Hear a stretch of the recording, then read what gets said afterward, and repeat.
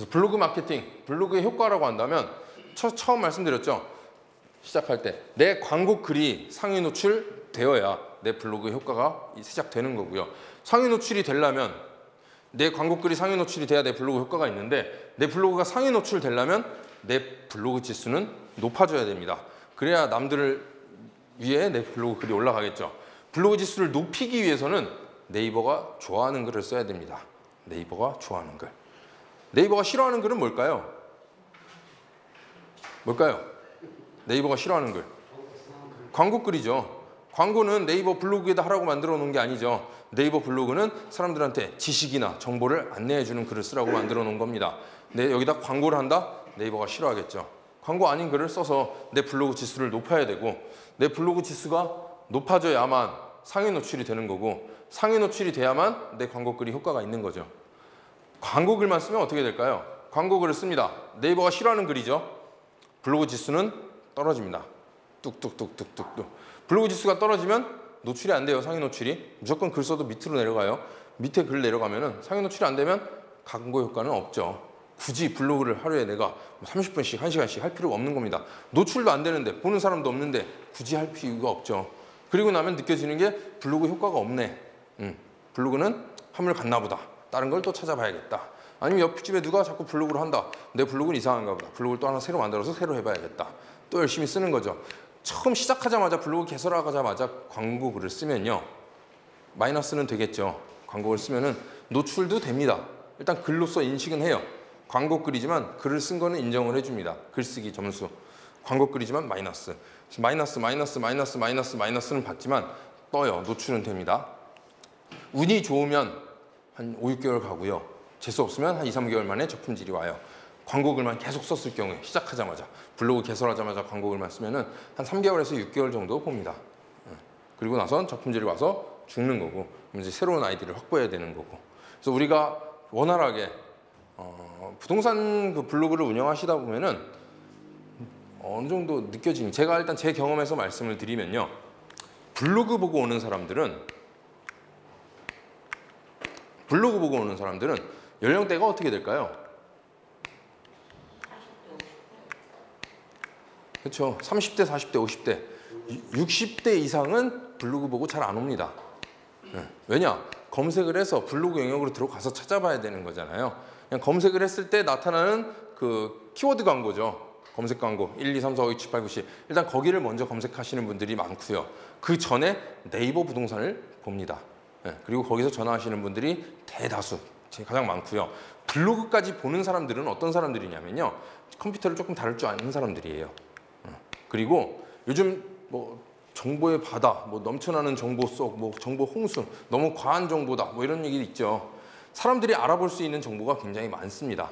알아볼 수 있는 정보. 손님들이 알고 싶은 거는 어떤 집이 얼마에 나왔는지, 저 집을 내가 저 금액에 사는 게 맞는지, 내가 비싸게 사는 건 아닌지, 저게 정말 싸게 나온 건지를 알 길이 없죠. 그것 때문에 이제 부동산 들어가서 여기저기 발품 파는 게 있었는데 지금은 발품 팔 필요가 없습니다. 왜냐?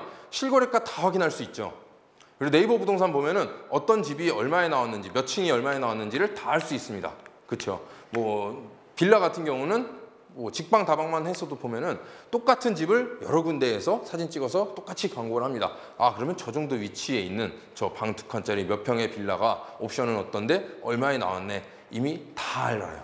모든 정보를 다 알고 옵니다. 손님들이 저희 아파트 올 때도 그냥 이제 방문해서 온 사람들은 아예 뭐 예전처럼 연세 있으신 분들은 그냥 이 동네 한번 와봤어요. 이 동네 뭐 33평 전세는 어떻게 돼요?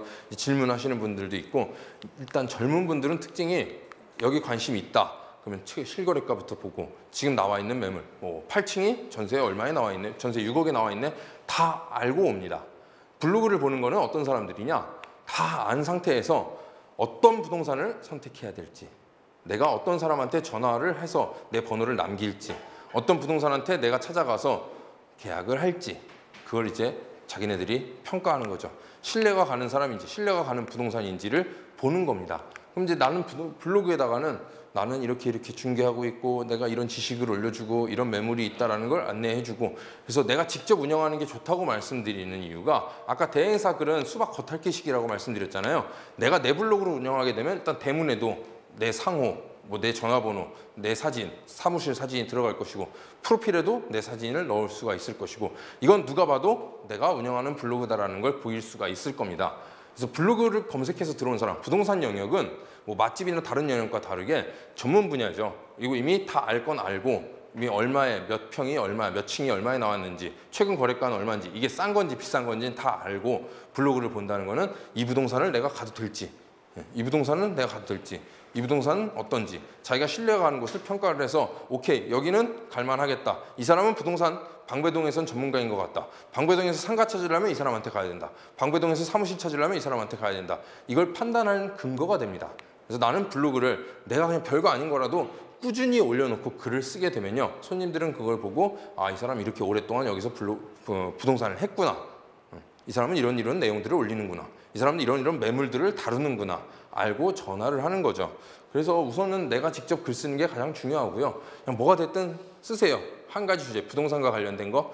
주제는 우리가 선택할 거는 비즈니스 경제입니다. 비즈니스 경제. 그래서 비즈니스 경제와 관련된 내용, 뭐 경제 이야기, 뭐 어떠고 저쩌고 신문 기사, 뭐 책들 자기계발서에도 요즘 많이 나오죠. 어떤 지금 경제에 맞춰서 어떤 걸 해야 되고 뭘 하고 뭐 그런 내용들 가지고도 그냥 글 쓸 수 있는 겁니다. 꼭 굳이 매물 올리는 게 아니라 우리 동네와 관련된 거, 뭐 이 동네에 뭐 새로 터널이 나는데 어떻게 되네, 뭐 분양이 지금 앞으로 될 건데 어떻게 지금 재건축이 일어나고 있는데 어떤 단계인데 뭐 이게 앞으로 어떻게 될 것 같다. 앞으로 어떻게 되게 될 것 같다. 뭐 몇 개월 후에는 어느 정도 단계까지 갈 것 같다. 이러한 내용들을 올려서 누군가 봤을 때 아, 이 사람 이 동네 전문가구나. 이 동네에서 이런 매물을 중개하고 있구나. 라는 걸 알 수 있도록 직접 쓰시는 게 중요하겠습니다. 그래서 블로그를 어떻게 이용을 해야 되냐. 우선 과거에는 나만의 일기장으로 일상, 취미, 관심사를 썼습니다. 내가 어디 여행 갔다 왔네. 내가 뭘 샀는데 어떻다. 혼자만의 즐거움으로 시작했던 게 블로그였고요. 네이버가 원했던 것도 이런 거였죠. 근데 1인 미디어로서 칼럼, 리뷰, 뭐 지식과 정보 전달, 내가 어떤 제품을 샀는데 카메라를 샀는데 이거 찍으니까 이렇게 잘 나오더라. 이렇게 해서 시작했던 게 어느 정도 사람들이 이제 참여와 소통이 일어나죠. 블로그 하는 사람, 블로그 보는 사람이 어마어마하게 증가를 하기 시작하는 겁니다. 네이버의 점유율이 훅 치솟은 그 계기도 된 거죠. 그리고 나서 그 다음부터는 퍼스널 브랜드, 블로그가 나를 홍보하는 수단이 된 거죠.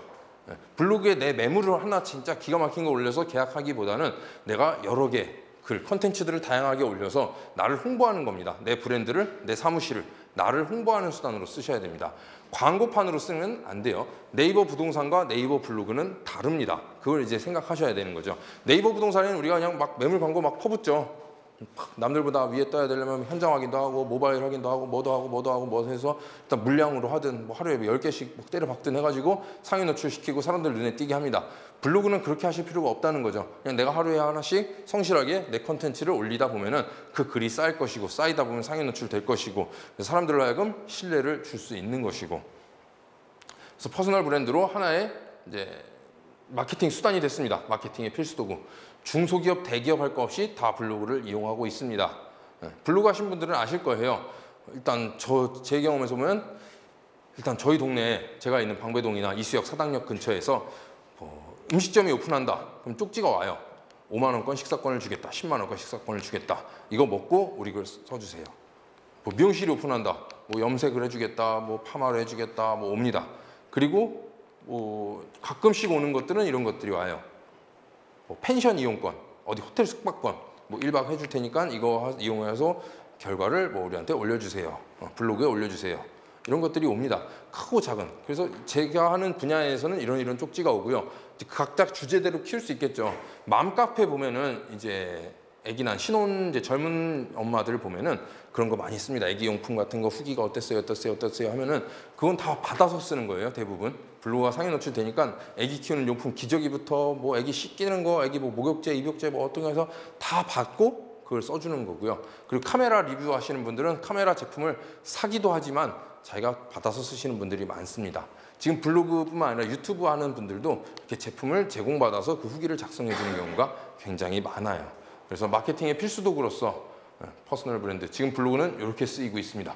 하지만 주구장창 나는 퍼스널 브랜드 내 광고, 내 홍보를 해야 된다고 쓰면은 저품질이 가는 거죠. 블로그, 우리가 이렇게 이용은 하지만 네이버가 원하는 블로그가 뭔지는 생각을 해보셔야 된다.